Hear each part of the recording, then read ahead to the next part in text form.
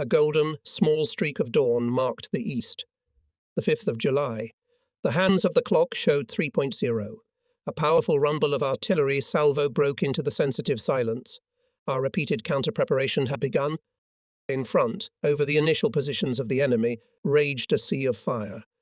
The cannonade of counter-preparation from 600 guns and mortars of the Voronezh front continued uninterruptedly for 30 minutes. It was an unforgettable spectacle. Fire, dust, and smoke enveloped the enemy positions. Marshal G.K. Sukhov wrote about this counter-preparation. We heard and felt the hurricane fire, and involuntarily in our imagination arose a terrible picture of the enemy's initial bridgehead, suddenly caught under the hurricane blow of counter-preparation. Caught by surprise, enemy soldiers and officers must have ducked their noses into the ground, into the first available hole, ditch, trench, any crevice, just to hide from the terrifying force of bomb, shell, and mine bursts. Captured on the 5th and 6th of July, Hitler's soldiers and officers told us that this artillery counterattack caused them great not only material but also moral damage. The soldiers had become confused. One of the prisoners, "We thought that the Russians were ahead of us, and it was not we who would advance, but the Russians?" He was not the only one who thought so. The enemy failed to strike suddenly. But, having thrown into battle only on one Belgorod-Kursk direction over 1,000 tanks and almost 300,000th army, the enemy could not stop. This is the logic of war. The machine launched sometimes works by inertia. At 3.50 rumbled enemy artillery on the left flank, on the site of our 1,241st Rifle Regiment. The commander of the 1,241st Rifle Regiment, Major Karklin, reported to the commander that the infantry supported by up to 15 tanks attacked Bezborodov's battalion. Artillerymen met the enemy tanks with barrage fire, hit and direct fire guns. They shot down several tanks, pinned the enemy infantry to the ground. The German offensive in the area of Chernaya Polyana a little puzzled the division commander. He asked, "Will Hitlerites really strike the main blow through northern Donetsk?" He himself answered, "It is not profitable for them." "But it is profitable for us," said the head of the operational department of the division headquarters, Pavel Yotsuba, who came to the NP to say goodbye to us. He was transferred to a neighbouring division.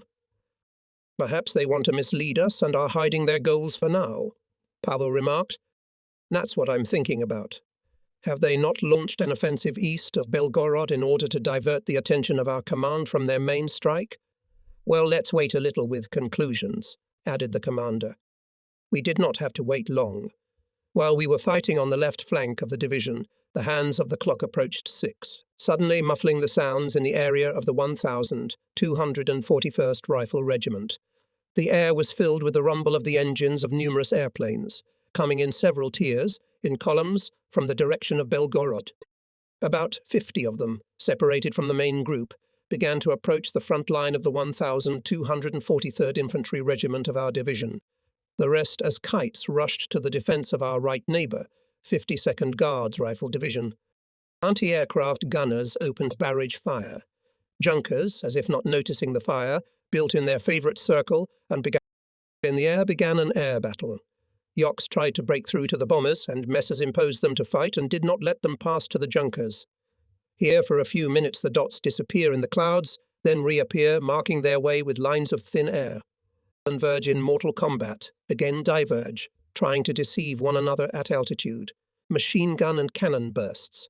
Here Yak in the tail of the Messer. The fascist is trying to get away from him but can't. Now, our new Yak-7 is not inferior to fascist fighters, neither in speed nor in maneuverability. Messer sharply goes up, Yak also on the slide. Suddenly we see. Messer was rocked, black smoke appeared, which tailed the fascist vulture falling to the ground. And on the ground, at our positions, enemy bombs and shells were continuously bursting, raising columns of earth, fire and smoke in the air, under the cover of artillery and mortar fire. Firing from the move to the right of the highway were Nazi tanks. From the observation point I could see the column of fascist tanks well. Up to 20 Tigers were in front, directly behind them, larger in number were self-propelled guns Ferdinand, and then medium tanks and armoured personnel carriers with infantry. If it were not for the war, if it was not the enemy vehicles, you could admire the clarity of their formation. They moved without hurry, confident in their power and invulnerability. Colonel Govoronenko, turning to the artillery commander, said, "Well, Nikolai Danilovich, accept the parade." Lieutenant Colonel Azarov gave the signal. Immediately struck from closed positions guns of artillery regiments. Numerous ruptures enveloped the formation of tanks. For a moment, the enemy's battle orders were upset. Several tanks stopped. In 2 or 3 meters showed smoke. But the rest, quickly taking the place of the tanks out of service, accelerating the pace, rushed to the front edge of our defence. A little to the right of this group, against the defence of the 52nd Guards Division, showed a cloud of dust, apparently raised by the fast-moving tanks. Pyotr Dmitrievich sat with binoculars in his hands, without raising them to his eyes. The commander's shaggy, almost merged eyebrows drew together in a single line. It was visible that he was thinking intensely, as well as all of us near him. What can happen now ahead? An unprecedented force is coming. Will the warriors of the front line withstand? And if this horde breaks through, what then? These anxious thoughts turned everything inside. The commander tried not to give away his excitement, restrained himself, patiently waited for the first signal from the right flank of the division, where the enemy's blow was now directed. It seemed to me that for these few minutes of uncertainty, he seemed to have even shrunk. On the defense battalion Pokotaev, unstoppable avalanche rolled enemy tanks. Communist Grigory Pokotaev knew we. If now, in the first minutes of the battle, the nerves would give up, the confidence in their strength of those sitting in the trenches and trenches would be shaken, everything would be over. The enemy would sweep the battalion away from the defended line like a piece of fluff. And after all, the defence line of his battalion. In fact, a small shield on one of the points of the Kursk protrusion, which at all costs must resist, to hold back the terrible blow of the beastly enemy. The success of the battle on the fiery Kursk bulge now depends on the firmness of such points. Combat stopped counting tanks, lowered his binoculars. In the telephone receiver, he gave in a clear, demanding voice jerky orders to the commanders of companies and units supporting the battalion artillery. In all batteries at their guns froze calculations. Armoured gunners, machine gunners, and machine gunners as if fused with their weapons. Tanks came closer and closer to the positions of the battalion. In front of and between the vehicles were bursting shells of our howitzers and heavy guns. But the tanks kept rolling forward, as if not paying attention to the bursting shells. They did not speed up. They went smoothly. If one went out of action, the rest immediately closed ranks. Just like in the movie Chapayev, the officer's regiment was going to psychic attack. Soon the noise of tank engines could be clearly heard from the front line. Combat again took binoculars. It was visible. Behind the first line of tanks went many more black boxes. A few of them, releasing black smoke, stopped. The rest continued to move past the line of guard. Slowing down, they opened fire at once on our front line. After a few volleys, accelerating the movement, firing without stopping, the tanks went forward. With a move, they ran into a minefield. 3 vehicles exploded. The confusion in the enemy's fighting order became noticeable. "Mere fire," shouted Pokotayev and fired several times from a rocket launcher upwards. At once the battalion's defences rumbled. The anti-tank guns were beating. Armour piercers rattled, machine guns and automatic rifles rumbled. The mortar company of Captain Pyotr Shipitsin was firing from the grove. Countless bursts of shells and mines, sounds of shots suppressed the roar of tank engines. By 18 o'clock the centre of Belgorod was cleared from the enemy, but till late evening there were bloody fights on destruction of the blocked group of the enemy on outskirts. West of the highway near the church in the western part of Belgorod, near the brewery district council. Only by 1 o'clock in the morning of August 6, parts of the 375th Ural, 89th Guards Rifle Division and 96th Tank Brigade, having cleared the city of the enemy, came to the river Veselka. The 305th Infantry Division advancing to bypass the city from the west by 1.0 of the 6th of August was fighting for the village of Krasnoye. We could not force the river Veselka from the start, Hitler writes, withdrawing their forces behind the river on the line Suprunovka. Krasnoye, Pushkarnoye, using the water obstacle, sought to gain a foothold, to gain time and to give the opportunity to their main forces to withdraw to the previously prepared lines in the direction of Kharkov. The Veselka River played a major role in the German defence. Its swampy banks excluded the possibility of crossing the troops, and the bridges were blown up. The night of August 6 was spent in preparation for the assault of the enemy in Suprunovka. Sappers of Major Klopyov and Boyan under enemy fire built crossings. Our aviation and artillery did not give the fascists rest. At dawn, after artillery treatment of enemy positions, assault squads of the division under cover of artillery and mortar fire began to force the river Veselka. Sappers helped them to overcome the obstacle. Hitlerites tried to disrupt our forcing with all their might, conducted hurricane fire. Up to 50 airplanes began to bomb our fighting orders. Fierce battles on the ground and in the air flared up again. By 6 o'clock on August 6, Captain Pokatayev's rifle battalion, suffering heavy losses, forced the river and, having repulsed 2 enemy counterattacks, broke into Suprunovka. Assault groups of the battalion, advancing from house to house, began to clear the village from Hitlerites. Using the success of the 1,243rd Infantry Regiment, the rest of the division forced Veselka. The 89th Guards Division fought for Suprunovka to our left.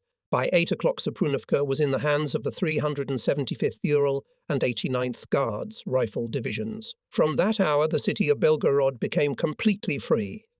The blood and lives of many of the best men of the division had to pay us for this victory, for the liberation of one of the ancient cities. How many sacred for us graves we left in Belgoroshchina. How many glorious soldiers of the division remained disabled from wounds for the rest of their lives. Yes, the victory was given at a high price. In 1967, making a trip on places of fights of division together with Komsomol members of Sverdlovsk, Belgorod was visited by the former commander of Company of Machine Gunners, Pavel Georgievich Zolotukin, seriously wounded in fights at its liberation. At dawn on August 5, the regiment of Major N. Paramoshkin and the regiment of Lieutenant Colonel and Kalinin attacked the enemy positions. After a hard fight, our soldiers broke into the trenches.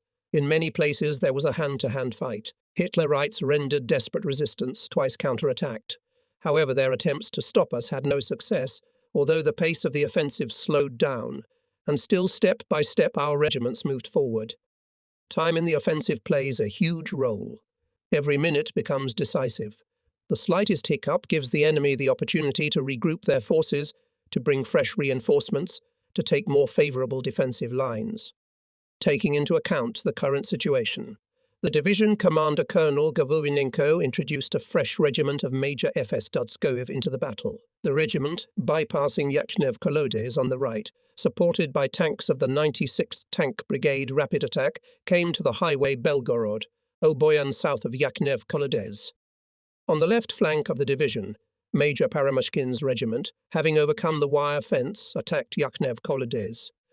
First broke into the trench of the Nazis on the outskirts of the village and engaged in hand-to-hand combat soldiers, led by the Partagon Battalion Peter Sergeyevich Garlanov. Having knocked out the enemy from a trench, the group of Kemislov Garlanov, on shoulders of retreating Hitlerites, broke into Yachnev Kolodez and, clearing house after house, went forward. For this feat many soldiers of this group were awarded, and Peter Sergeyevich Garlanov received the Order of the Patriotic War. Shoulder to shoulder with Garlanov's group heroically fought for Yachnev Kolodez soldiers of the 5th Rifle Company of Lieutenant Communist Grigory Vasilievich Popyov. The old manoeuvre of the 1,243rd Rifle Regiment ensured success for the 1,241st Rifle Regiment. A major resistance knot covering Belgorod from the north fell. The fall of Yachnev Kolodezia greatly facilitated the liberation of Oskoknoye by the 305th Rifle Division. Parts of the 89th Guards Rifle Division advancing east of Yachnev Kolodezia along the railroad were able to move forward quickly. However, the resistance of the fascists was not yet broken. They fought desperately on the outskirts of Belgorod. Counterattacks tried to stop us, not to let us into the city. In the fight for Belgorod, we were greatly helped by the 1st Mechanized Corps of General M. Solomatin. By 9 o'clock, the advanced detachment of the corps reached the Veselka River near Bolkovets and, having forcibly crossed it, began to develop the attack on Gryaznoye, bypassing the city from the west. The success of the Mech Corps was immediately used by the commander of our 48th Rifle Corps. After the liberation of Oskoknoye, he sent the 305th Infantry Division of the Corps, also bypassing Belgorod from the west to Arkhangelskoye, in order to reach the area of Krasnoye on the highway and railroad leading to Kharkov. Our division advancing along the highway Oboyan. Belgorod came to the outskirts of the city. A bloody battle was fought west of the highway. Colonel Govoronenko decided to block the enemy west of the highway with a battalion of the 1,241st Rifle Regiment and with the 1,243rd and 1,245th Regiments, in cooperation with the 96th Tank Brigade and the 89th Guards Rifle Division, advancing to our left to storm the western part of Belgorod. The storming of the city began. Having suppressed fire points, having repulsed several Hitlerite counterattacks on the outskirts of the city, the Rifle Battalion of the 1,243rd Rifle Regiment of Captain Grigory Ivanovich Pokotayev stormed into Belgorod.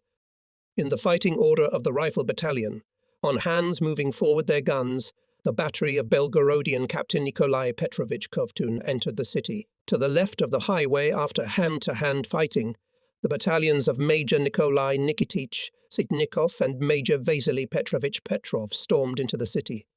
Simultaneously, from the area of the State Farm together with the 375th SD, units of the 89th Guards Rifle Division stormed into the city.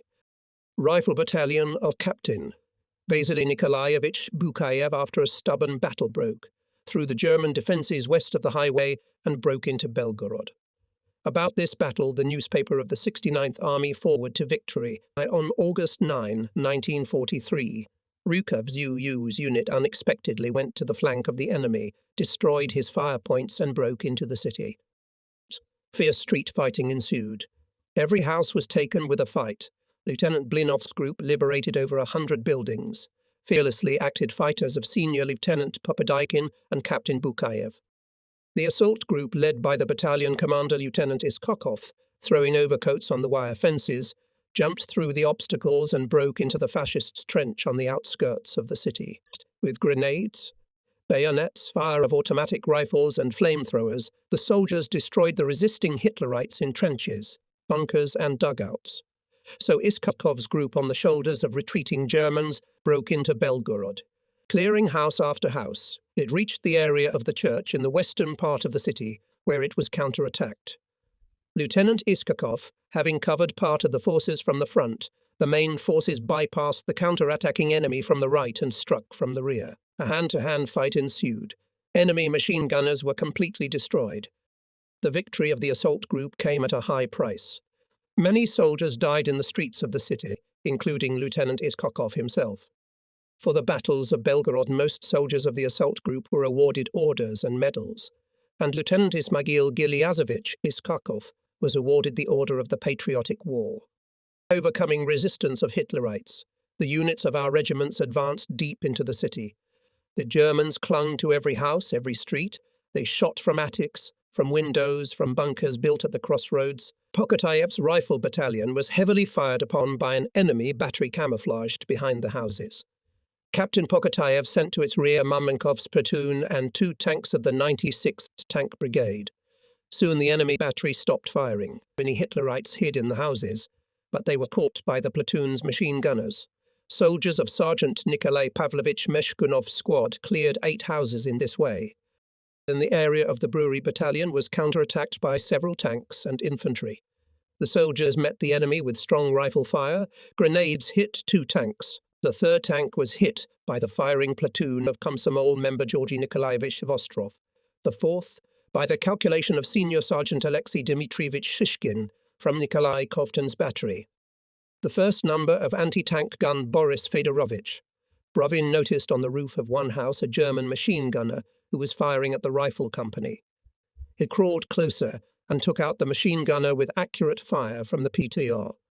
In the infantry fighting order, often ahead of the attackers were sappers. The demolition squad, under the command of Lieutenant Miron Iosifovich Cherdintsev, on the outskirts of the city, under enemy fire, made 3 passages in minefields for infantry and tanks and cleared several houses of surprises. In the detachment especially distinguished themselves sappers Alapayevsky, Vasily Danilovich Sokolov and Vasily Alexeyevich Tenkov, who more than others removed enemy mines. In the battle for the brewery, the commander of the company went out of service. Sergeant Maishatovich Hazan took command of the company, and at the head of the company broke into the territory of the factory. The first to break into the factory building were the soldiers of Kashtayev's squad. They destroyed many machine gunners and gained a foothold. Germans, by counterattacks, tried to throw back Kashtaev's department. During 2 hours there was a stubborn fight, but the captured part of the building Kashtaev did not yield to the enemy until the approach of his unit. Not far from the hospital, an enemy machine gun opened a devastating fire from one house. The battalion commissar Senior Sergeant Nikolai Andronov crawled to the house at the distance of a grenade throw and destroyed the machine gun. We can name the names of many soldiers, sergeants and officers of the division, who in the battles for Belgorod showed bravery and courage, whose actions were characterized by high offensive impulse, boldness in the fight against a strong enemy. With the withdrawal of units of the 1st Mech Corps to the outskirts of Groznoye, the 305th Division, west of the village of Krasnoye, and compounds of the 7th Guards Army to the river Northern Donets, south of Belgorod, the enemy garrison in the city was covered from the flanks. Under the threat of encirclement, the Nazis decided to take a number of countermeasures. They hastily began to withdraw their main forces from the centre of the city behind the river Veselka.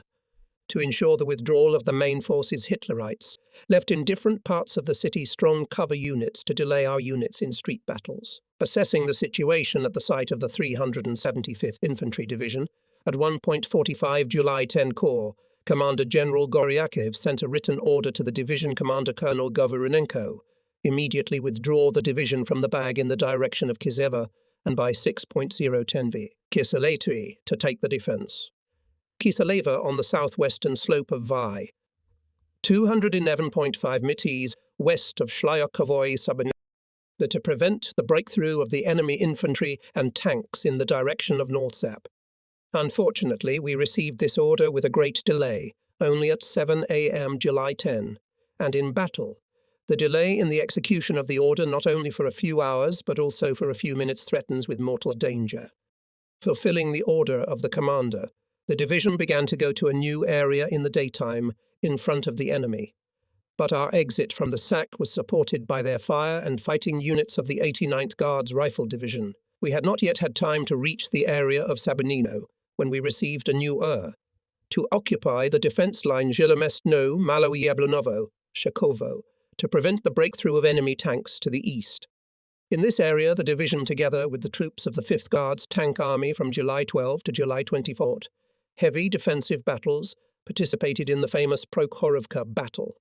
Some settlements, Terevino, Leski, Rindinka, Shilokovo, often changed hands but still remained behind us.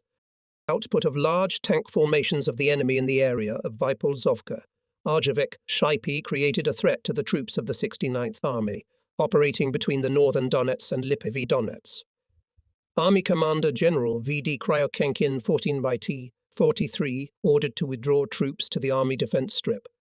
The commander set a very difficult task for our division, which joined the army on July 12, to stay on the occupied line and to cover the withdrawal of parts of the 81st, 89th and 93rd Guards Rifle Divisions. During July 14, parts of the division again fought hard battles with superior enemy forces. The battle became even fiercer when the withdrawal of neighbouring divisions began. At dawn on July 15, up to 60 tanks and up to a regiment of infantry attacked our units. The Uralians took the whole blow on themselves. While we repulsed the attacks, the neighbouring divisions managed to reach the designated line in the northeastern direction. In this battle, having hit 17 tanks and destroyed a lot of manpower, we stopped the enemy. By order of the commander, covered by reinforced detachments, the division began to withdraw from the battle. Colonel Govorinenko put forward side guards on the flanks. The division moved in an organized manner along the Sukhaya Plot or ravine. After the repulsed attacks, the enemy somewhat calmed down. Morning fog covered us from the air. But soon our movement was hampered by a traffic jam formed by vehicles and wagons abandoned at night by the retreating divisions. Movement slowed down. The enemy began to attack from the front and flanks. The first column, led by the headquarters and the division commander, passed Yarkozhenets. About 9 o'clock at the approach of our second column to Yarkozhenets, the advancing enemy tanks from the area of Shakovo and the enemy's advanced detachment from the area of Belenikino, having crushed our side guards, came to the Log-Sukhaya Plota in the area of Maly Yablonovo. The fascists opened a barrage of fire from the eastern and western spurs of the ravine on our column. The enemy cut off our escape route The panic caused by the sudden flank fire of the enemy was eliminated to a certain extent. Due to the lack of line officers, I had to take command of disparate units. There was no time to think long. We were in a very disadvantageous position. We had to act immediately. Gathering the fighters, we attacked the enemy who blocked our way. We killed a lot of machine gunners, hit one tank, but we also suffered heavy losses. The units following us also quickly turned into combat order and began to fight their way forward. By noon we broke through the enemy ring, came to the area of the village Dolny Dolchik, and took the defence. Soon Hitlerites again came up tanks, and infantry attacked our rearguard, which, restraining the attacking enemy to the west of Maly Yablonovo, was just moving to a new line. Hitlerites surrounded it. The soldiers took an unequal battle in the open and fought to the last cartridge and shell. Artillerymen of the anti-tank division shot enemy tanks at point-blank range. When they ran out of ammunition, they, led by the deputy commander of the division on the political part, Major Mitrofan Petrovich Uglish, went into hand-to-hand combat. The hero's artillerymen hit 3 more tanks with grenades, destroyed many machine gunners, but they could not get through to their own and died in the unequal battle. Despite the heavy losses in the battle at Maly Yablonovo, the division retained its fighting ability and could not only fight in defence, but also go on the offensive, and soon it had to do so. Having repulsed several strong German attacks on the line Verin-Dun-Doshilovka, Dolny Dolchik at dawn on July 20, our division, as part of the 48th Rifle Corps of the 69th Army of the Steppe Front, went on the offensive and liberated Maly Yablonovo, Plata, Leski, Malinovka, Volobuevka, Shakuchasino. 16 days and nights in the bloodiest battles, our division held back the frantic onslaught of selected tank and infantry units of the fascist army north of Belgorod. All this time, over the positions of the Uralians, the sky and the ground were filled with the rumble of engines, howling, bursts of shells and bombs. There was a battle never seen before. The soldiers of the 375th Infantry Division swore an oath to withstand, and they did. The enemy broke through the defence of our neighbours on the left and right. Fascist tanks and motorised infantry were attacking the Ural Division from 3 sides, but it held on. The enemy lost 138 tanks, 7 airplanes, about 5,000 soldiers and officers, trying to move the division from its defensive lines. Of course, such a battle could not but affect our division. It needed rest, replenishment of people and weapons. On the night of July 21, surrendering the occupied line to other formations, 375th Infantry Division went to the reserve of the commander of the 69th Army and began to prepare for new battles. Let's give Belgorod. And finally, it was time to show the fascist soldiers that the division can not only stand to the death in defence, but also owns the art of offensive. It was time to repay Hitler's murderers for the death of Krasnov, Uglich, Chuprov, Putintsev and hundreds of other, our fighting friends, who had blocked the enemy's way to Kursk with their blood and lives. The order to move to a decisive counter-offensive in the direction of Belgorod was received. The division took the initial positions in the grove to the north of the village of Visloy. At 5 o'clock on August 3, a signal volley of Katyusha was heard. Without delaying a minute, thousands of guns of the steppe front struck the enemy. In the sky rumbled the engines of bombers, attack aircraft and fighters of the 5th Air Army of General S. K. Goryunov. At this time I was at the observation post, from where it was clearly visible with what terrible force raging fire in the enemy location.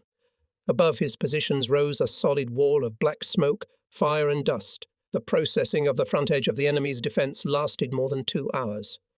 When the artillery transferred the fire to the depth of the fascist defence, the soldiers of the 1,243rd Rifle Regiment, under the command of Major F. S. Dezgoev, and the 1,245th Rifle Regiment of Lieutenant Colonel A. Kalinin, clinging to the firing rampart, in cooperation with the 96th Tank Brigade, supported by the 1,846th IPTP 263rd Mortar Regiment. A division of the 309th Guards Mortar Regiment rushed into the attack. Heroes of the defensive battle went forward to Belgorod, inspired by victory. People who had looked death in the eyes thousands of times went into battle. In the war and in the soldier's life, there is nothing more significant than the days of the offensive. There is no more joyful holiday than the victory snatched from the enemy in a brutal battle. Our blow was crushing. For 2 days of the offensive, the division liberated Wisłoje, Ternovka, Chopino, Kondyrevo, Boziatsky, and on August 4 fought Vyazhnev-Kolodez. Our right neighbour, 305th Rifle Division, liberated Zagotskot, Blizhny Ivanovsky, and came to Oskonoye, and our left neighbour, or 89th Guards Rifle Division, occupied Kalinin, Chopino, House of Invalids, and Shanaya Polya. It was very difficult to attack. Hitlerites created a strong and deeply echeloned defence. The node of enemy resistance, Vyazhnev-Kolodez, covered Belgorod from the north, was strongly strengthened by the developed system of trenches of a full profile. The approaches to the village were braided with barbed wire in 3 stakes and mined. The fire system was built on flanking and crossfire of guns and machine guns. Only in the direction of the strike of our division was found up to 20 bazookas. South of the village was the enemy reserve. Here is the finale. Some of them are nervously fumbling with trembling fingers over buttons, the hem of their tunics or helmets. The eyes of the prisoner sitting opposite me gleam maliciously from under his furrowed brow. The fascist answers questions boldly. I can feel that his arrogance has not yet worn off. He is obviously still confident in the superiority of his weapons and in the infallibility of the tactics of his generals. I was a failure, he says, but our tankers will still show you their strength. Hey, they are already showing it. Metalchinsky smilingly answers him. Your tanks are burning. During the interrogation, it turned out that all the prisoners have been fighting for more than a year. They have awards. Of the 5 sitting here, 4 have marched victoriously through many countries of Europe. They participated in the battles near Moscow. All the more valuable for their recognition. We are advancing in order to reach some end. We, says one of them, a former butcher, a shopkeeper in Berlin. You had a good end, remarks the chief of intelligence. You were captured and survived. Worse are those who are caught by the bullets of Soviet soldiers. Andy, I was in France and in Poland, here states the Ober-Erfriater. But such losses I see for the first time. In 2 days our company lost more than 50 men. In our company of 105 men, 45 are left, adds another. We have heavy losses. Of the 70 tanks in the regiment, only 40 are left, admits the owner of the sausage store.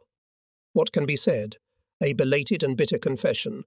If these men had been captured in 1941 or 1942, they would have behaved differently. I saw then very often that not only officers, but also ordinary Hitlerites behaved insolently, did not answer questions, and some of them even shouted Heil Hitler during interrogations. But now it was not October 41st, but July 43rd. The battles of Moscow and Stalingrad and the iron fortitude of the Soviet soldiers here at Kursk broke their morale. That's why they became talkative, stretching out in a string in front of a Soviet officer. Yes, on the 5th and 6th of July they went on a big summer offensive, for living space for land. Well, they got it. Only on the defense section of the division from July 5 to July 21, about 5,000 Hitlerites were forever in the Soviet soil. 108 tanks and 22 self-propelled installations were destroyed by soldiers of our division. At one of the killed fascists in a wallet among pornographic photos, we found a letter from the wife. She was no longer ordering her robber husband a pair of shoes. No, she prayed in fear, come quickly, we've been bombed. Now her husband won't send any more parcels, and he won't come back. He is buried near the farm Yerik. On July 8, fierce fighting continued on the defence of the division. During the day the division, supported by the 496 NTP-TP, 142nd and 93rd Gun Artillery, 263rd Mortar Regiments, 96th Tank Brigade and other units, repulsed 7 attacks of enemy infantry. The Germans lost up to 800 soldiers and officers killed and wounded. On the battlefield left 27 tanks, 6 self-propelled units, 9 armoured personnel carriers. On July 8, even more fierce fighting unfolded on our left flank, in the defence of the 7th Guards Army. Having concentrated up to 250 tanks by morning on a narrow 3-4 kilometre section, the enemy launched an offensive against the 81st, 92nd and 94th Guards Rifle Divisions in the direction of Melikovo. After a hard fight, at 16.0, having broken through the defence of the 81st Guards Rifle Division, the enemy captured Stary Gorod near Igumenka and Sevrukovo, but the attack was not further developed. At 17 hours the second blow followed. At the cost of great losses, Hitler's troops at 19 hours, having broken through the defense of the 92nd Guards Rifle Division, broke into Melikovo. Our division was covered with steel pincers of the enemy from the right and left flanks. Between them remained a corridor of 8–9 kilometers.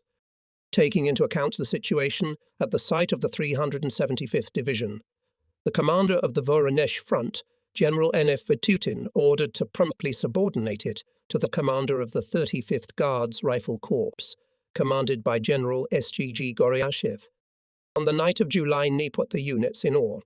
He fed people, replenished ammunition, replaced the out-of-service commanders, political workers, buried the dead, if possible. Where the situation allowed, we held flying party and Komsomol meetings, at which we spoke directly about the sharp deterioration of the situation of our division. Participants of the meetings vowed not to retreat, even if the enemy closes the corridor in the rear of the division, to fight to the last drop of blood. After these meetings, many soldiers applied to join the party, and Komsomol, only for the night of July 9, was accepted into the party 51 people, in the Komsomol 29. The party commission of the political department and the party bureau of the units met continuously. The meetings were held in the battalion fighting order. In total, for 3 days of defensive fighting division in the party joined the party 210 people, in the Komsomol 121. The instructor of political department, Captain Pavel Klimenov, Privat Klavdia Karpova and Anna Ponomeva without sleep and rest filled in party tickets, and I during the battle handed them to the newly admitted. It was very difficult at that time for the division headquarters, on the clarity of whose work depended a lot. However, the headquarters, headed by its chief, Lieutenant Colonel Konstantin Mikhailovich Losko, closely monitored the situation at the front of the division and neighbours, organised uninterrupted communication with the units. At dawn, the Germans opened artillery and mortar fire, began to bombard our positions from the air. Soon tanks and infantry went into the attack. Bloody battle unfolded in the area of Farm Postnikova and Dalnaya Igumenka. Hitlerites tried to close the ring around the Ural division at any cost. Aviation and artillery of the enemy, intensifying blows, dropped bombs and shells on the fighting orders of our regiments. The entire defence of the division was covered with smoke and dust. Dozens of enemy tanks were burning on the battlefield. 2 burning airplanes fell near our observation post. At the cost of huge losses, the enemy advanced another 1.52 kilometers.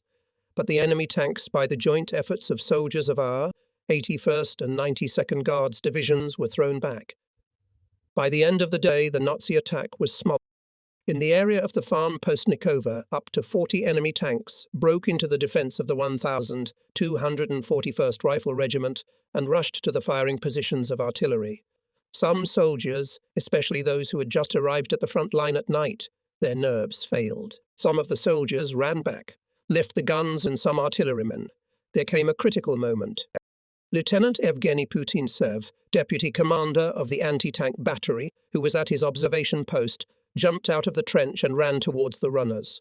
He rushed to the anti-tank cannon, which was left behind by the squad, loaded it and set fire to the front tank with the first shot. Putintsev in our division was considered an artillery sniper. The lieutenant reached for another shell and saw a running back calculation. Putintsev loaded the gun again and hit the second tank. Only 8,100 meters separated Putintsev's gun from the enemy tanks and infantry. At that time, several guns to the right and left of the lieutenant fired. Not far from him, machine guns, handheld machine guns, and automatic rifles rumbled. It was the soldiers who returned to meet the enemy together with the officer. The lieutenant hit another tank, but was mortally wounded. Courage, personal example of communist Evgeny Vladimirovich, Putintsev saved the situation, prevented panic. Avenging the enemy for Putintsev's life, the calculation hit several more tanks. In total in that battle, 21 tanks were hit. More than 200 Hitlerites were destroyed. Several dozens were taken prisoner, including the company commander of the tank division. On this site, Hitlerites could not advance a step, but the corridor in the pincers narrowed for 2–3 kilometers more. The threat of encirclement of our division became even more real. Telephone communication with the corps commander was interrupted. The radio was out of order. The blow was so unexpected for the enemy, so strong and swift that the Nazis, having thrown a lot of weapons, leaving dozens of burning tanks, several hundred corpses on the battlefield, were forced to retreat indiscriminately. Our counter-attacking units liberated Ternovka, Vislovo and Shapino, came to their former positions. Captain Pokotayev's rifle battalion, fighting in complete encirclement, counter-attacked and broke through the encirclement ring and joined up with his regiment. The hard, tiring day of the 6th of July was slowly coming to an end. The sky became cloudy, but not for a moment the rumble of the engines was not silent. It seemed that not only the earth, but also the sky shook from their roar. There on the horizon again appear fascist bombers. They are quickly lined up in a circle and begin to dive on the fighting order of the division. It is felt Hitlerites are angry. Yes, there is something to be angry about. How many bombs they used up during the day, how many tanks and infantry they threw into the attack, but they could not surround the division and move forward. Our Yuks do not let the fascist pilots, to frustrate their anger for today's failure, raid and disperse them. The line of bombers is broken. They hastily drop bombs and hide behind the clouds. One of the planes, not having time to throw bombs, crashed to the ground near the farm Yerik, and the other caught fire and fell near Zagotskot. From the villages of Ternovka and Vislo, where our regimental medical stations were already located, ambulances and wagons with seriously wounded people were coming to the medical unit. Trucks, paired wagons loaded with ammunition rushed towards them in an endless. They overtook the camp kitchens, going to the front line with full cauldrons of borscht and porridge. Finally, dusk descended on the ground. But the battle had not yet subsided on the division section. We could hear mighty cries of hurrah, sounds of machine gun and machine gun bursts, bursts of shells and mines. It was the soldiers of the rifle regiments of Lieutenant Colonel Vasily Barinov near Bosyatsky and Lieutenant Colonel Vasily Frolov near Yerik Farm cleared their trenches from the Hitlerites who had broken through them. Suddenly in the sky loomed the fiery arrows of our Katyusha, and in a few seconds a sea of fire broke out in the area of Gonka. Later, from the testimony of prisoners, we learned that this volley hit a cluster of enemy machine gunners ready to rush into the attack. The attack was thwarted. So ended the second day of the battle at the Oboyansk highway near the farm Yerik and the village Shapino. Having repulsed 12 fierce attacks during the day, the Ural Division held its positions and did not retreat. In the combat log of the 6th Guards Army, there was a record, after fierce fighting in the streets of Shapino, Ternovka, Vislo attacks of the enemy infantry and tanks were repulsed. The enemy was knocked out of these settlements. By the end of the day, the 375th S-D regained its position and continues to fight on the line. Vislo, Ternovka, Shapino elevation, 211.6 elevation, 190.5 Chernaya Polyana repulsing numerous enemy attacks. The Military Council and the commander of the 6th Guards Army, Lieutenant General I.M. Chistiakov, for skillful fighting, for courage and heroism shown in the battles of July 6, announced all the personnel of the Division of Gratitude. Not a step back. In the morning of July 7, Hitlerites attacked our positions again with large forces. Again in the area of Shapino, Vislo, Chernaya Polyana battles rattled. The fascists perfectly understood that if they did not manage to expand the narrow wedge, which with such difficulty was driven in the centre of the 6th Guards Army, it could become a grave for them. They fought with ferocity, striving at all costs to break the resistance of the Ural Division. Not only for us, but for the entire Voronezh front was important every minute, every metre won in this battle, in this area. The machine gun company of the 1,245th Rifle Regiment, commanded by a former electrician of the Revday Metallurgical Plant, Senior Lieutenant Konstantin Krasnov, was attacked by a group of tanks with infantry. Our artillery hit the tanks, and the machine gunners hit the infantry, cutting it off from the tanks. Far before the machine gunners' position, several tanks caught fire from the artillery fire, but the rest, having added a move, rushed forward. Sergeant Sirotin's machine gun shook from the furious firing. Mowed down by fire, the Nazis fell. Being carried away by the furious fight, Sirotin did not notice that a tank approached him from the left side. One more moment, and he would have crushed the machine gunner. But, fortunately for Sirotin, another machine gunner, firing nearby, shouted, "Note tank on the left!" A black hulk was coming at him. The sergeant was not confused. He took a grenade and quickly crouched at the bottom of the trench. Then everything happened like in the classroom. When the tank passed through the trench, Sirotin threw a grenade under the track. The tank spun in place, firing a machine gun. "He is still not enough." Shouted Petty Officer Katskevich and threw a bottle with a flammable mixture. Streams of fire flowed down the tank, and soon there was an explosion. Again banged machine gun Sirotin, throwing sheaves of fire in the direction of the Nazis, who rose to the attack.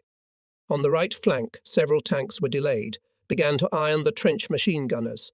Our artillerymen stopped firing at them, afraid to hit their own. Company Commander Krasnov opened fire from an anti-tank gun, but the bullets, fired from a far distance, did not penetrate the armour. Then the commander in the course of the message approached the tanks at 15-20 metres. He hit one tank with a grenade and set fire to the other tank with a bottle with a flammable mixture. Hitlerites noticed the senior lieutenant, opened fire on him and seriously wounded him. Communist Krasnov, having gathered the last forces, shouted to his soldiers, "Not a step back, hold the position," and threw another anti-tank grenade under the tank, which came almost close to his trench. The tank exploded, but the communist Konstantin Krasnov was killed. Hitlerites who broke into the trench were thrown back. Soldiers fulfilled the order of their commander. Konstantin Iosifovich Krasnov is remembered not only by fellow soldiers, but also by Revda citizens. Now one of the streets of Revda bears the name of Konstantin Krasnov. On July 7, the division units repulsed 8 attacks of infantry and tanks and held their positions. In the evening, in the combat log of the 6th Guards Army, there was a record. 7D-43. The 375th SD continued to defend the former line, repulsing numerous enemy attacks. At 10.0, a group of up to 100 tanks and up to 1 regiment of infantry repeatedly tried to attack the division's fighting order. The infantry, together with artillery fire with the support of our aviation, provided stubborn resistance. There was no limit to the courage and fortitude of the Uralians. Attacks of the enemy with great losses for him were repulsed. By the end of the day, the division troops continued to firmly hold the former line. Hitler's troops failed to capture a Boyanskoye highway near Shapino and to push the Ural division from the defended line on the 7th of July. In the dugout of the Chief of Intelligence, Captain Isaac Levich Tulchinsky, Hitlerite prisoners. One look is enough to determine that the Nazis are from the tanked division Deadhead. These are not ersatz soldiers, but old-school thugs, pure-blooded fascists. Now, however, they are not the same as they were on July 5 and 6, when with stupid stubbornness, carrying out the orders of their Führer, armoured Tigers, Ferdinands, ceaselessly attacked our positions. But again of the battery commander, Sergeant Letishev, was attacked by infantry, supported by tanks. But brave artillerymen shot Hitlerites by direct fire. The tank caught fire, the armoured vehicle was smoking. First machine gunners fell down. Unable to withstand the fire of Latishev's gun, the enemy withdrew into a gully and opened fire from the place. Then Hitlerites again rose to the attack. Shells were bursting, splinters and bullets were flying near the crew, but none of the artillerymen paid no attention to it. The soldiers were busy with their work. They continuously sent shell after shell to the attacking enemy. They mortally wounded Castle Vishnevsky. He fell on the gun carriage. Soon died gunner Svaitin Ibryanov. The commander of the gun Latishev took the place of Svaitin, and with the loader Tikhomirov continued the battle. The enemy came closer and closer. They ran out of shells. Latishev and Tikhomirov began to shoot from automatic rifles. Having chosen a moment, they put the bodies of their battle friends on the gun carriage. The fascists again rose to the attack. An enemy bullet killed Tikhomirov. Partorg Latishev took grenades, got up and, shooting on the move, went towards the attacking Hitlerites. When this site was cleared from the enemy, Red Army soldiers found an anti-tank gun and on its carriage the bodies of heroes artillerists, and the body of the commander Partorg Latishev was found 50 meters ahead. Not far from him lay the corpses of more than 10 fascists. 5 artillerymen led by the Partorg fought with the enemy to the last breath. There was a rumble that did not stop for a minute.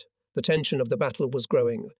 The enemy introduced more and more new forces, especially tanks, seeking by all means to encircle our division. At the 10th hour, enemy tanks reached the centre of the defence of the 1,243rd Rifle Regiment.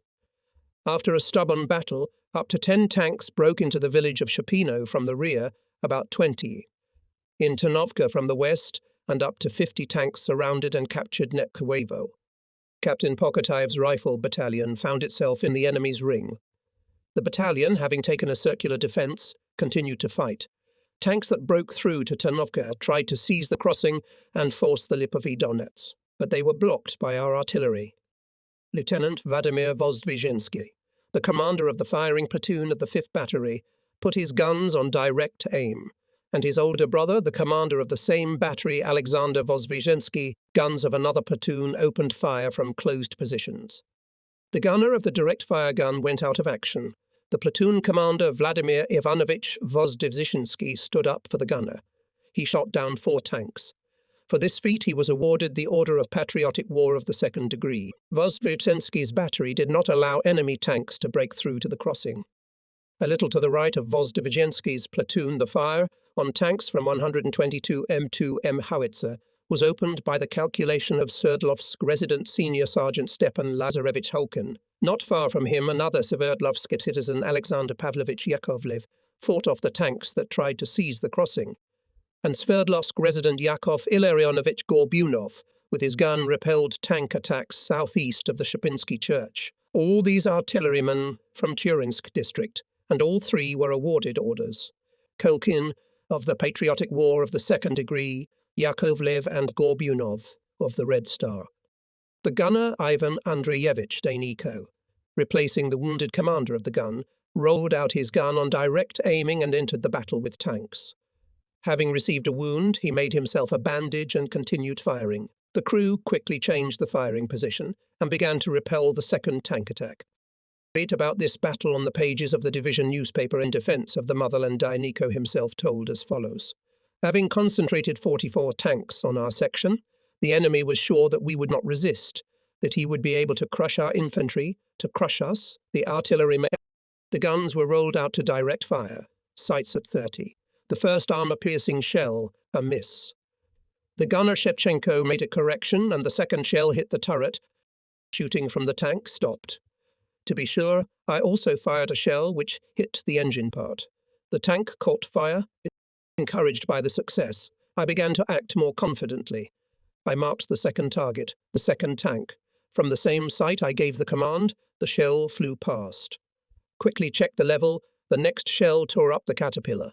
2 more shells, and the monster forever froze. Shevchenko's second armor-piercing hit the 3rd tank. Loader Neryubin and Loader Danilov acted vigorously. I will only add that the whole calculation was awarded. Ivan Dayniko received the Order of the Red Banner. When I remember the Battle of Kursk and the feat of medical workers, in front of me always appears a small height, dressed in a Red Army uniform, with a sanitary bag over her shoulder, sanitary instructor Katya Antipenko. This cheerful singer, a Komsomol member, strong and hardy girl beyond her years, was always in the combat order of infantrymen, in the very heat. Her calmness surprised many people. It was not given to her at once. Katya herself later admitted, at first it was scary, and then I got used to it. I've been at the front since the first day of the war. Yes, she, having passed the school of courage, overcame fear and learned to value the life of a soldier above her own. Nikomsorg Viktor Bernikov once proudly told me, Katya has some kind of miraculous power. Sometimes one of the Red Army soldiers will get sad. She appears near and begins to have heartfelt conversations. Noosh, the soldier cheered up, encouraged, ready to fight with the Nazis for 2. She has no shortage of courage in battle. She is a heroine. That's what I learned about Katya's feat on July 6. During the day of fighting, she helped several dozens of wounded and 15 seriously wounded pulled out of the battlefield. When the nurse put the 15th wounded man on a cloak tent and crawled away, the enemy increased fire. The bullet wounded her in the arm. It became even harder to crawl, but Katya did not give up. She crawled through the dangerous area, through the downpour of fire, then gathered the last of her strength, took the wounded man on her shoulders, and ducking under his weight went. She did not remember how long she walked, but she carried the wounded man to the infirmary. Here her strength changed her. Exhausted, almost senseless, Katya sank to the ground next to the fighter. She had lost a lot of blood. Everyone in the infirmary wondered how she, being wounded, carried the big soldier on her back. A few days later, Katya returned to the front line again. When the company went up in the attack, Katya went next to the soldiers. In this battle she received the 3rd wound, which turned out to be fatal. At 11 o'clock from the front, from the direction of Bosyatsky, the enemy attacked our 1,245th Infantry Regiment. After a stubborn fight, the enemy broke through into the trenches of the regiment in the area of Belomsnaya. There was a hand-to-hand fight. With great difficulty, the regiment repulsed the attack of Hitlerites and kept its positions. However, in the centre of the division's defence, the situation remained threatening. The enemy cut into the division's defence line for several kilometres, cut in half the 1,243rd Infantry Regiment, surrounded Captain Pokotiev's battalion, captured the villages of Ternovka, Visloy and part of Shopino. Army Commander General Mchistiakov urgently transferred to help us 496th Fighter Anti-Tank Artillery Regiment. What misfaced the question, what measures to take to prevent the enemy to develop success? It was possible to move to the line Novi Loza, Druzhny Kalinin Divisional Reserves, and the arrived 496th, IPTAP, to strengthen the defence of the division, to prevent the Nazis to force Lipovy Donets, and there to stop their offensive. But it was possible to try immediately, not letting the enemy to gain a foothold in the captured settlements, to strike, to push back. After some hesitation, Colonel Govorenko decided on the second option. The division reserves, reinforced by the 496th IPTAP, supported by the 96th Tank Brigade and the fire of all the artillery supporting the division, counterattacked the Hitlerites. The results of the counterattack confirmed the correctness of the decision. In this case, the decisive factor was time. After all, having received a respite, the enemy would have been able to gain a foothold, pull up the reserves. Then the fight with him would be difficult. Counterattack confused the cards to the Germans. The soldiers tell each other how they met the first and subsequent Hitlerite attacks. Some frankly say that they trembled when the Tigers approached the trench. But the fear passed when they hit the first Tiger. Experienced soldier machine gunner Akhmanayev tells how convenient it is to hit Hitlerites when they are let at a close distance. He has been at war since the first day. He saw a lot, repulsed a lot of attacks. He was wounded, but now he's back on the front line. We fought a little bit again, he says, smiling while he is cleaning the machine gun. We must take advantage of the lull. Suddenly, Akhmanayev notices that the butt of the machine gun is pierced by a shrapnel. How come I didn't notice it before? In the trench, clumsily curled up, lies the second number of the machine gun crew Dovliev. He is new to me, explains Akhmanayev. He's a tough guy, but he's exhausted. It's his first battle. And Lermakin was wounded this morning, sent to the medical centre. He was a good soldier. Nazi bombers are flying at high altitude. Our attack planes are flying in the opposite direction. Over the woods that north of the farm Yerik, there is an air battle of fighters. Come on, push, dear, harder, shouts someone at the top of his voice, watching our hawk chase the Messer. A frame comes from somewhere. Bombers appear behind it. They are bombing the defence of the 1,245th Rifle Regiment. From all kinds of weapons fired our soldiers on the descending aircraft. One of them swayed and began to fall. After it turned out that it was hit by Komsomolets machine gunner Junior Sergeant Veniamin Kuzmin, Senior Lieutenant Menyukov, sitting on a box of German gas mask, makes a list of soldiers distinguished in battle, which required the Deputy Battalion Commander Captain Carrick to submit to awards. Ned Army men Ivanov and Vasiliev, deftly acting with a sapper shovel, improve the shooting cell. Not far from them sit and talk two fighters, Tatar Bagotinov and Uzbek Karavayev Matinko. Both of them were wounded, but neither of them went to the sanitary unit, continuing to fight with the enemy, and now they are not leaving. Was it possible to leave because the Basermen will still come? Says Bagotinov to his sergeant, who offered to go to get better. We'll beat back all the attacks. Then I'll go, comrade sergeant, he added. Orderly Ruskin corrects his bandage. He was wounded in the leg, but also refused to leave the battlefield. Having bandaged himself, Ruskin, as long as it was possible to step on his leg, overcoming the pain, continued to help the wounded. In this condition, he carried more than 10 severely wounded soldiers from the battlefield. Now Ruskin is lying down. On a cloak tent, he is carried to the medical centre of the battalion. Sergeant Kudaberdiv is wiping Lymanko with a rag. During the battle, they were covered with earth, but we have to get ready, because they will start soon, he said.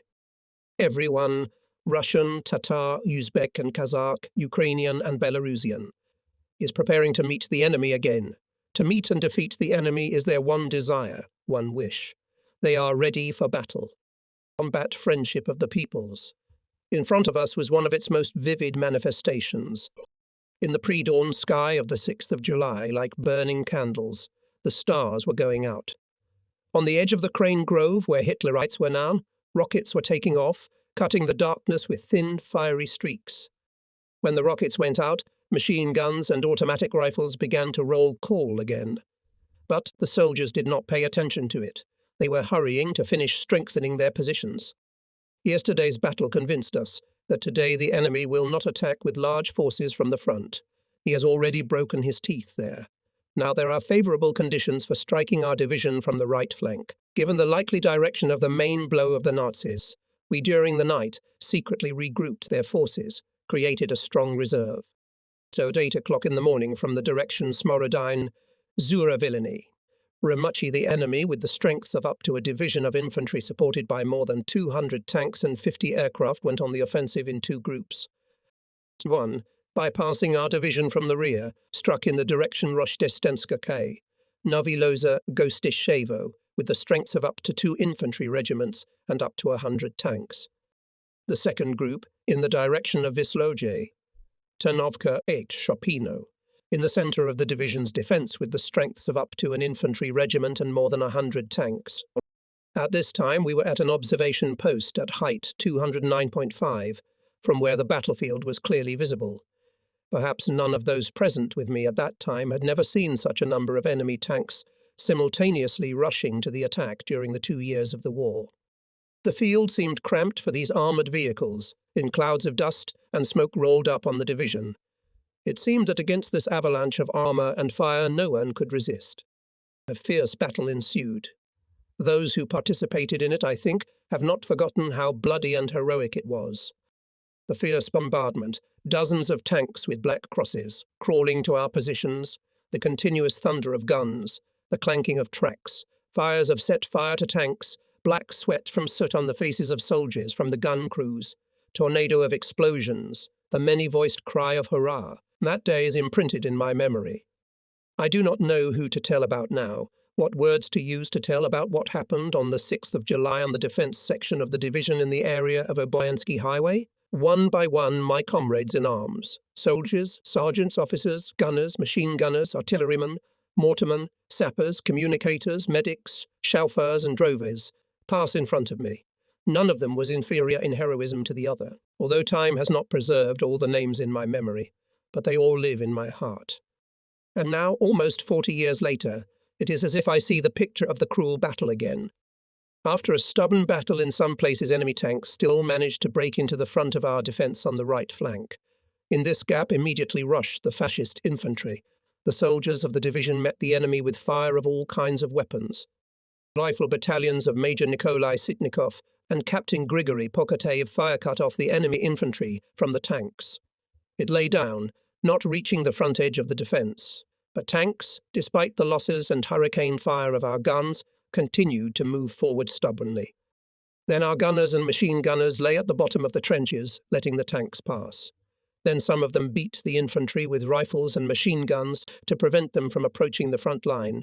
Others pelted the tanks with grenades and bottles of flammable liquid. Not a single man trembled, did not leave his place. Tanks that broke through the trenches without infantry rushed across the field, putting their sides to the guns attached to S-fighter anti-tank artillery regiments, Art Regiment of the Division of Lieutenant Colonel Pavel Gubarev, Anti-Tank Guns Company Senior Lieutenant Ivan Galagan. The sappers crawled up to the tanks, planted mines under them. Inflicting one such attack, Komsomolets Galagan was next to Sergeant Ivanov's formation. Enemy tanks, firing from cannons and machine guns, began to approach the trench. Suddenly Abdrakhmanov's armoured gun went silent. Galagan, sensing something wrong, rushed to him. Abdrakhmanov was killed. The tank was already 80 to 100 metres away from Galagan. The senior lieutenant took his rifle, took aim and fired, then again and again, but the tank kept going. Here he approached the trench at 15-20 metres. Komsomolets Galagan took careful aim and fired again. The tank, having sharply made a half-turn on one track, stopped, putting its side to the armoured gunners. A bottle with a flammable mixture thrown by a soldier Fyodor Petrov finished the job. The second tank was stopped by a shot of the armoured gunner Sergei Selivanov. Barely Galligan had time to take off his gun and duck down. As a black hulk piled on the trench, the earth fell, suffocating cinders hit his face. The enemy tank, having passed over the trench, did not move away even 10 metres, as Sergeant Boris Ivanov hit it with 2 grenades. A group of tanks approached the firing positions of the artillerymen. Captain Cofton's battery set fire to several vehicles, but this did not stop the enemy. Tanks, firing on the move, rushed forward. The calculation of the battery commander, Senior Sergeant Shishkin, hit 2 tanks with the first shots, but the others opened fire on him. One by one, the artillerymen fell, but they managed to set fire to 2 more tanks. Shishkin was left alone, but his gun was still firing deadly fire. He acted for the commander, gunner, loader. Another car was hit. One of the tanks, bypassing the burning, tried to crush Shishkin's gun, but Alexei outran it and hit it 100 meters from the firing position. Only the next tank managed to crush Shishkin's gun. Shishkin jumped into the gap. The tank passed over his head. Immediately Alexei jumped out of the gap and threw an anti-tank grenade and a bottle with a flammable mixture. The car caught fire. Now the communist Shishkin was beating from the automatic rifle. For the feat committed on July 6, Alexei Dmitrievich Shishkin was awarded the Order of the Patriotic War of the First Degree. The gunner of the 3rd Battery, Junior Sergeant Ivan Taryev, on that day shot down a tank and a self-propelled artillery unit. A shot. Near the track of the tank going to the gun, a column of fire soared. The tank turned abruptly. The second shell hit its side. Dmitry Orlov continued to shoot, but a shell launched from another tank jammed the last gun of the battery. Orlov fell down, but miraculously survived. He quickly regained consciousness, gathered the surviving soldiers and began to repel the enemy with small arms. The guns were out of action, but the battery lived and in complete encirclement continued the battle. Up to 50 tanks came to the area of height 222.5.9, where there was an artillery observation post of Senior Lieutenant Mark Tulchinsky. As the tanks approached the height, Tulchinsky brought the artillery fire closer to his observation post. Conducting barrage fire, he put tank after tank out of action. The fascists, not counting losses, climbed forward. 10 tanks climbed to the height, and Tulchinsky continued to correct the fire of artillery. Here are the tanks at Tulchinsky's dugout. On all sides of the Black Death stare their guns. Enemy machine gunners shouting. Russ, surrender. You'll stay alive. Grenades fly back at them. Then 3 fascists try to break into the dugout to take the Russian officer alive, and all 3 of them were immediately killed by Tulchinsky's machine gun fire. At the entrance to the dugout, one after another, several grenades burst one after another's dead communicator. Not far from him lies badly wounded Scout, one of the tanks, clanking tracks, approaching the dugout to crush it with its weight. Tulchinsky jumps out of the dugout and with a strong wave of his hand throws 2 anti-tank grenades. Seeing tank turns sharply on the undermined track. An automaton cue hamstrung Tulchinsky. Gathering his last strength, he crawls to the radio, takes the microphone with his bloody hand and whispers into the air. There are a lot of fascists at my dugout. Beat them, fire on me. This was his last command and his last courageous words.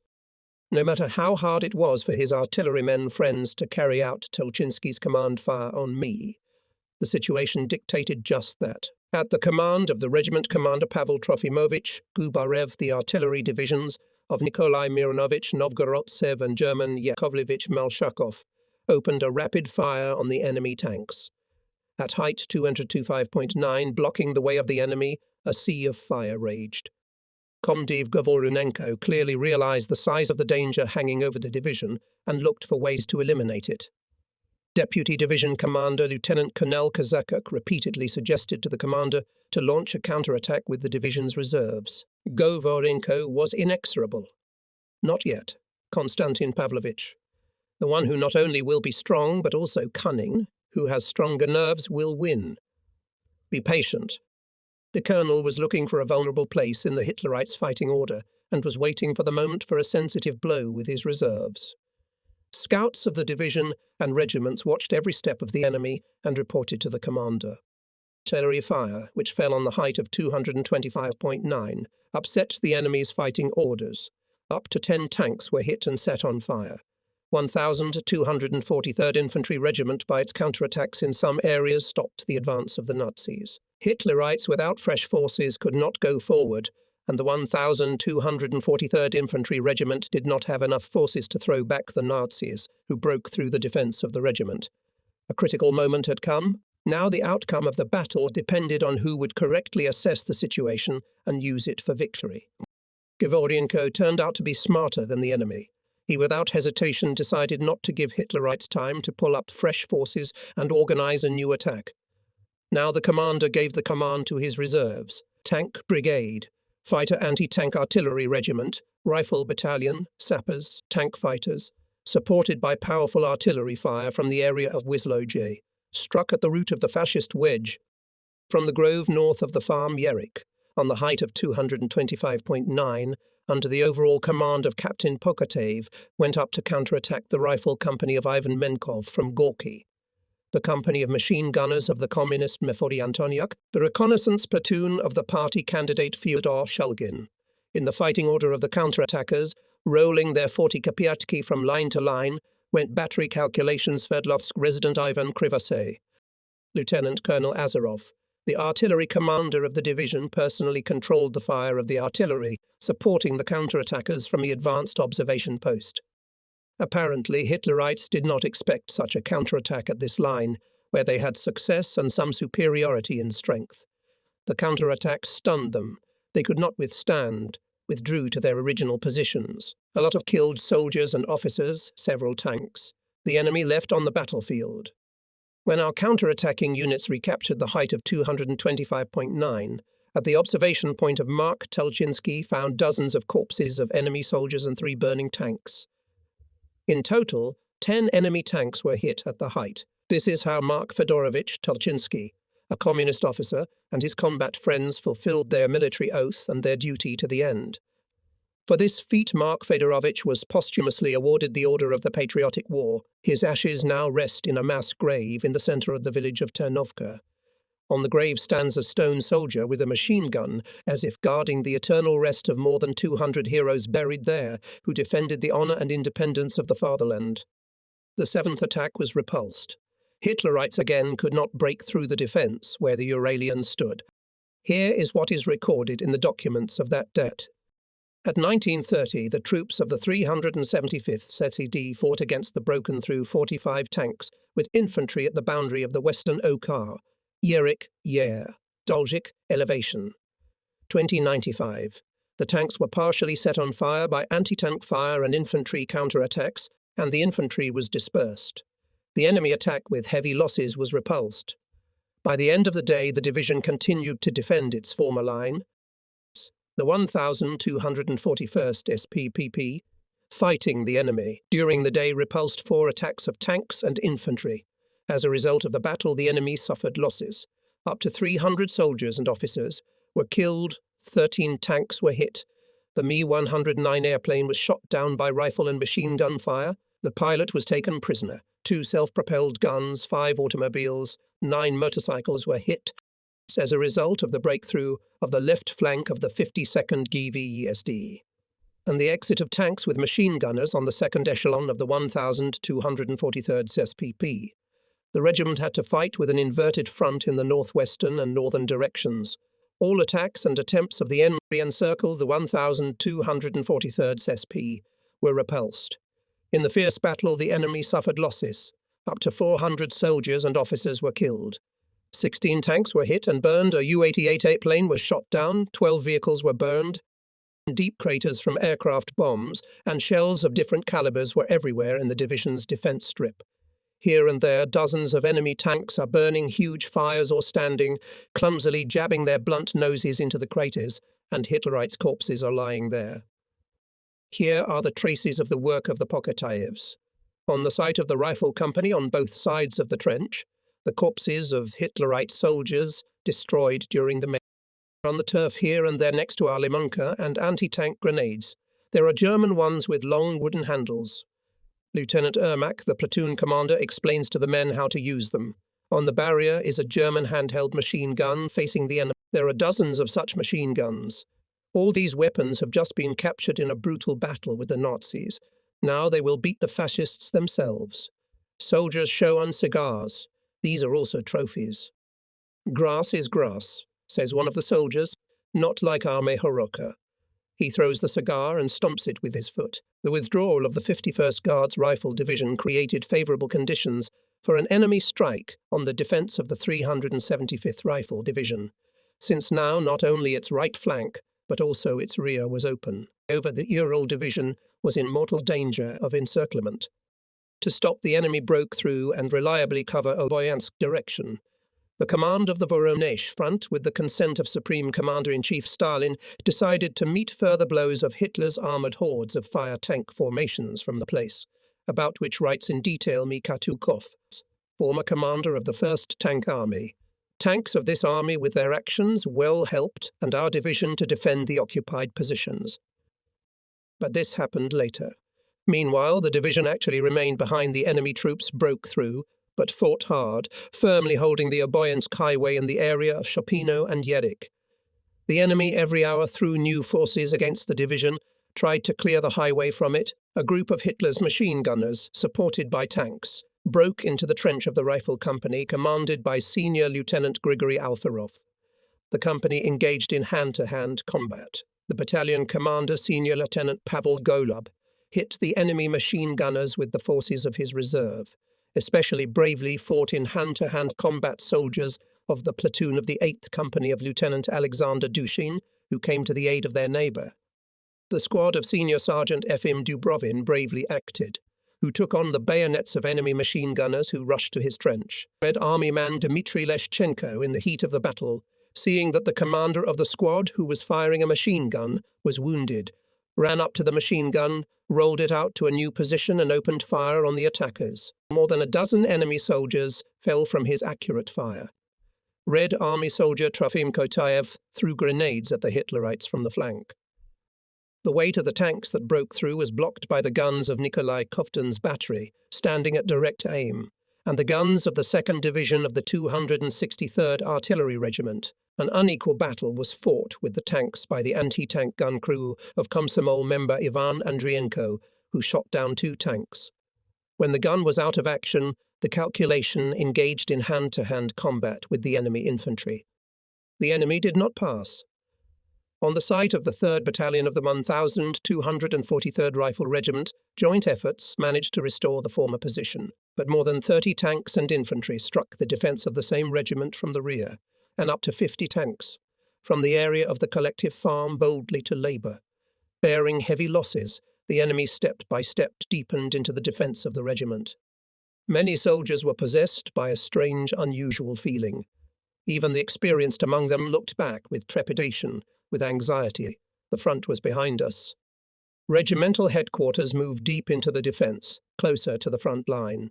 Regimental Commander Lieutenant Colonel Frolov was forced to leave his observation post, move to the NP Battalion Commander Senior Lieutenant Golubia, and from there to manage the battle. The liaison officers quickly restored the broken communication with the units from the new observation post. The enemy pressed on the regiment from the front and rear. Colonel Govorenko on the phone, on the radio continuously reported on the progress of the battle commanders of units and subdivisions. Reports were one more alarming than the other, but the commander showed extraordinary restraint. Listening to the reports of commanders, he gave them the necessary instructions, orders, demands, made decisions that corresponded to the specific situation, without moving a step away from his observation post. Himself in place, he ordered, "Destroy tanks, cut off infantry, do not retreat." Staff officers helped the commanders to fulfill the orders of the commander. Politotelsi were in units repulsing attacks of superior enemy forces. From time to time, Govorenko personally reported on the progress of the battle in the division's defense zone to the Army Commander General Chistyakov. The commander now had the only requirement to the Uralians. To hold on. Hold on at least until the evening. During the day, a member of the Military Council of the Army, General Kranev, spoke to me by telephone several times. He was interested in the course of the battle, asked whether the soldiers of the division could withstand the enemy pressure, how the political department was helping the division commander, advised what else should be done. The soldiers of the Ural Division and its attached artillery, mortar, flamethrower and tank units held on. 1243rd Infantry Regiment, as already mentioned, reflected the fierce attacks of Hitlerite's inverted front, especially in a difficult situation were the rifle battalions of Senior Lieutenant Ignatenko and Captain Pokotayev.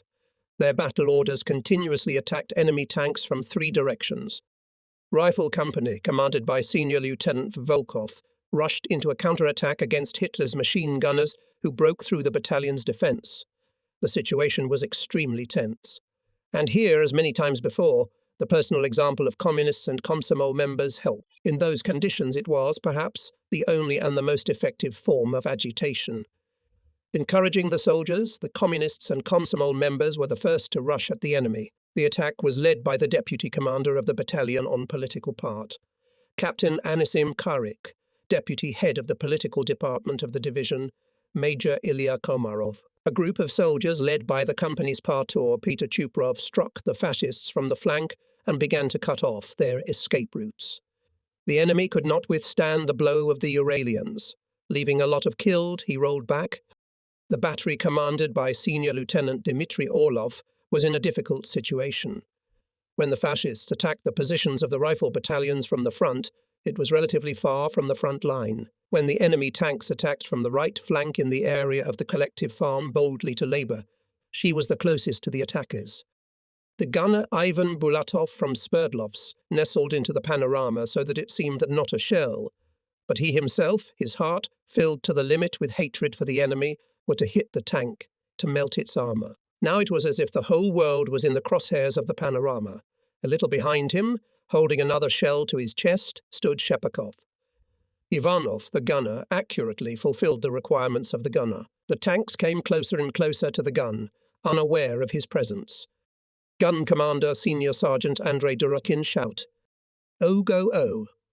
A shot. The subcaliber shell did not hit the tank. Bulatov corrected the sight. Armour-piercing. Fire. Was followed by a new command from Andrei Sergeevich. The tank froze in place, puffs of smoke fell from it. Suddenly an enemy shell exploded, and at Durokin's gun Bulatov, Ivanov, Pepelev and Shipakov were wounded. The senior sergeant ran up to the gun. Bulatov, overcoming pain, got up and to the panorama. Again he aimed the gun. Shell after shell flew towards the enemy. Durokin helps Bulatov. Another tank was hit. The third one burst into flames. But then Ivan Pavlovich Bulatov fell from blood loss for courage, bravery and courage shown in battle with German tanks, and the destruction of 3 tanks on July 5, 1943, Comrade Bulatov was awarded the government award, the Order of the Red Banner. The gunner's place is taken by the gun commander Durokin himself. He is helped by a wounded soldier Shechepakov. Urbichinin acts quickly, but calmly, as if on it go not fascist tanks and moving targets, as it happened in September of 41st in camp. Then he would let the plywood tanks get closer and shoot at them. True, once Komsomolets Durokin was not only in a hurry, but also a little confused when 5 Nazi tanks moved on his gun at once. It was January 22, 42nd year near the village of N. Korostelevo. About that episode Durokin himself told at a meeting of the Divisional Party Committee when they accepted him as a candidate for the party. Confused, had time to hit only one, as if recognizing his mistake, told members of the party committee Andrei Durokin. The enemy tank at a rapid pace ran into one of our guns, which were not far from Durokin's gun, and crushed it together with the commander of the calculation.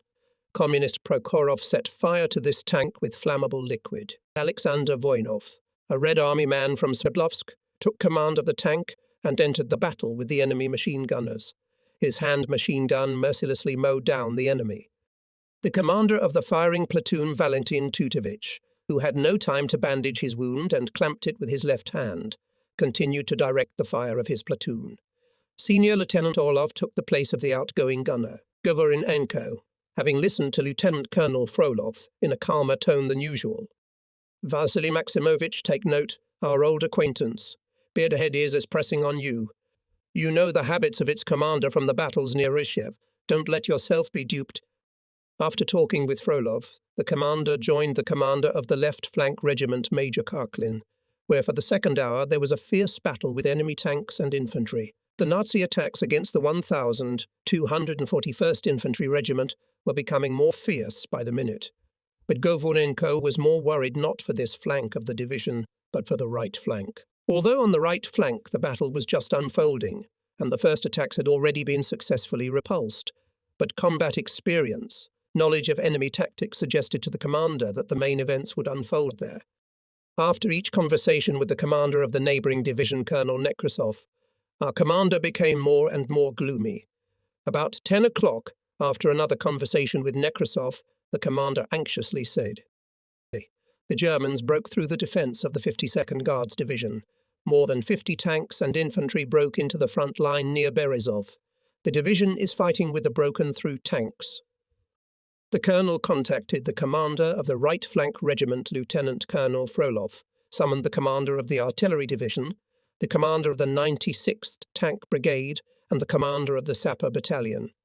Soon we learned that on the section of our right neighbour, where the defence was broken, enemy tanks and infantry began to spread in all directions, breaking the defence of the 52nd Guards Division. Its thinning units, holding back the enemy, were retreating to the north. Our right flank became exposed.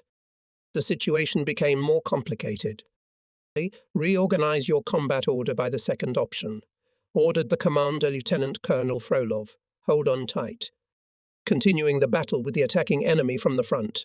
Be ready to repel his blows from the right flank." By this time, the battle had escalated on the left flank of the division. In the area of Chernaya Poryana, Hitlerites broke into the front line of defence of the 1241st Regiment. There was a fierce fight, but quick and decisive measures taken by the regiment commander, and the commander prevented the enemy from taking advantage of this breakthrough. Soldiers of the Rifle Battalion of Captain Grigory Bezborodov counterattacked the enemy who had broken through. A short hand-to-hand fight eliminated the danger. The Nazis were thrown back.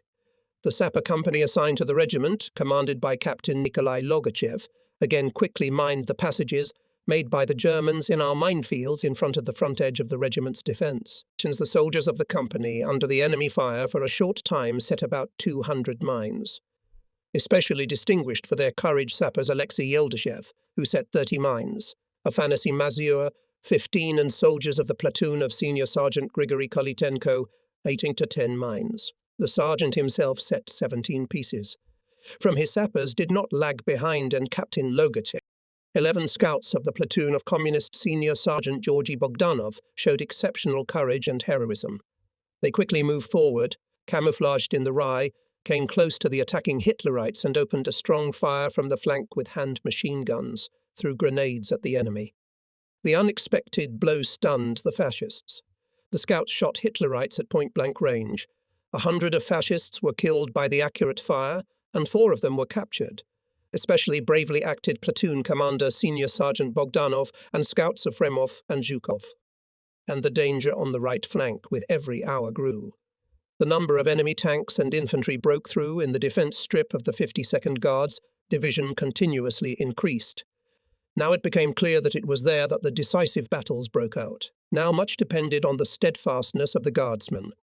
From our observation post we could see how a large space was shrouded in smoke and dust in the direction of Baikov and Zhuravly-Nue, and this thick cloud of dust was slowly moving to the northeast, to Krapovinsky Dvory. The enemy's breakthrough in the centre of the 6th Guards. Army's defences worsened the situation of our division more and more. True, while the division firmly held the occupied positions, although it was engaged in a heavy battle with tanks and infantry of the enemy. The Nazis quickly took advantage of the favourable conditions created to attack our division from the exposed flank. They increased their pressure on the defence of the division from the front, and simultaneously through Remuchi tanks and infantry struck on the right in the area of Gonka. But this stratagem failed. We were not taken by surprise. The possibility of such a manoeuvre was envisaged, and our troops were ready to respond to the enemy's blow on the right with a double blow. The fascists were furious in the air and on the ground, trying to break through on the right into the centre of the division's defence. A fierce battle ensued. Our artillery, corrected from the height of 225.9 by Senior Lieutenant Mark Tolchinsky, met the Nazis with barrage fire far before the positions of the rifle battalions. Several tanks caught fire, an enemy plane U-80 dashed to the ground, hit by a skillful shot of Junior Sergeant Alexander Sokolov. The enemy infantry was pinned to the ground by the fire of Katyusha, mortars of the company of captains Vasily Bukayev and Pyotr Shipitsin. Machine gun and machine gun fire separated his infantry from the tanks. After a stubborn battle, more than 10 tanks burst on the right into the defence location of battalion of Senior Lieutenant Ignatenko. The enemy already thought that success was secured and the Soviet infantry would begin to retreat. But he miscalculated. The Uralians did not retreat, kept in trenches, fired at the German infantry with machine guns and automatic rifles, not letting it raise its head. Threw anti-tank grenades, bottles with flammable liquid, fired from anti-tank guns. The enemy tanks that had passed over the trench began to explode on mines placed by the sappers. The armoured gunners of Junior Lieutenant Vladimir Kononov and Lieutenant Alexei Normov were hitting the sides of the broken-through vehicles. Anti-tank guns of Ivan Krivoshe's battery. Sergeant Zaitsev, Senior Sergeant Kislitsin fired at point-blank range. Nazi tanks were rushing across the field, putting their sides under the direct fire guns of Captain German Malshakov's division. Despite the huge losses, Hitler's infantry step by step approached the front line, seeking to join their tanks. At the section of the 1st Company, where the partridge of the battalion Izmail Iskakov was, a group of enemy machine gunners broke into the trench. Pater quickly organized fighters and together with them rushed into the melee. The fascists could not withstand, leaving dozens of dead in the trench, bounced back. South of Gonka, a group of tanks tried to break deep into the defense of Ignatenko's battalion, but it was blocked by Captain Nikolaev's fighter battery and Iptapov's guns. In a short battle in front of the firing positions of Captain Nikolaev's battery, the artillerymen set 6 tanks on fire. True, the battery also suffered losses. One after other guns were silenced, but the artillerymen continued to fight. One of the tanks came close to the gun, and the calculation did not have time to turn the gun. Then gunner Tsybalev met the Tiger with a bottle of flammable liquid. The tank burst into flames. The burning Tiger jumped on Cybalev's gun and crushed it, but he himself did not manage to get far away. The thrown grenades finished him off. Even when the last gun of the battery was out of service, the hero's artillerymen, led by the captain, continued to fight with the enemy. Having failed to overcome resistance of our soldiers, Hitlerites were forced to stop attacks to the south of Gonka and withdraw to the initial positions. The fight south of Gonka cost us dearly. Captain Nikolaev's fighter anti-tank battery was almost completely lost. Several Iptapov guns, machine guns and hand machine guns were out of action. But the enemy did not pass. The will of our soldiers to victory was not broken. It was even more strengthened. After a stubborn battle in the defence strip of the 52nd Guards, Rifle Division, several hundred tanks and infantry regiments of the enemy reached the 2nd Army defensive line, which was occupied by the 51st Guards Rifle Division. At about 16:30, soldiers of the 51st Division entered the battle, with the enemy tanks that had broken through at the Kozmodemyanovka line. Guardsmen staunchly defended their positions, but they could not stop the avalanche of tanks. The command of the 51st Guards Rifle Division lost control of units, elbow and fire communication with its neighbours. Uncontrolled troops of the division, under the pressure of superior enemy forces, began to retreat to the north, created an extremely tense situation in the centre of the 6th Guards Army. The threat of a breakthrough of the front by large enemy forces in the Oboyansk direction increased as never before over the field. An hour ago quiet, now there was a continuous rumble and clang of metal. A fiery tornado was going around. Here and there were crimson-orange flashes. Frolov called. He reported to the commander that in the vicinity of the farm Yerikon minefields exploded 4 tanks. In the battle with the tanks engaged in direct fire guns 1,240th and 694th Iptapov, volleys Katyusha 79th and 16th Guards mortar regiments covered the infantry. And the observation post of the commander can no longer see what is done in front of the front edge of the defence. The battlefield is humming with explosions, black smoke and swirls of dust raging ahead and at the positions of the division, obscuring the rising sun. The sky turned grey, as if night was coming. It seemed unbelievable that the men in the trenches would be able to stop the steel monster rolling at them for even a moment. The battle had been going on for more than an hour. The soldiers of the Ural Division held back Hitler's tanks on the other side of the anti-tank ditch and minefields. The wind carried in all directions the smell of powder gases and red-hot iron of burning tanks. Up to 10 tanks, burning only in front of the defence of our division. What was being done on the plots of our right and left neighbours was no longer visible. Everything was covered with smoke and dust. Nazi tanks were manoeuvring, rushing from side to side, trying to find a weak spot in our defence. The attack of enemy infantrymen followed the attack. They tried to break through to the front of Pokotev's battalion defence. In one place tanks came almost close to the trenches of riflemen and machine gunners, but they were immediately caught in the crossfire of artillery and armoured sides. The soldiers of the rifle platoons, commanded by Komsomol Lieutenants Yakovlev and Osipov, who had only in the morning applied for admission to the party, showered them with grenades and bottles of flammable liquid. Senior Lieutenant Zhukov's machine gunners began to rain lead down on them. They fired armour-piercing rounds through the tank's observation slits and gave long lines to the infantry. Lieutenant Normov's armoured gunners kept up with the machine gunners. Sergeant Kuznetsov was the first to hit a tank. Hit him with grenades. We'll beat them back.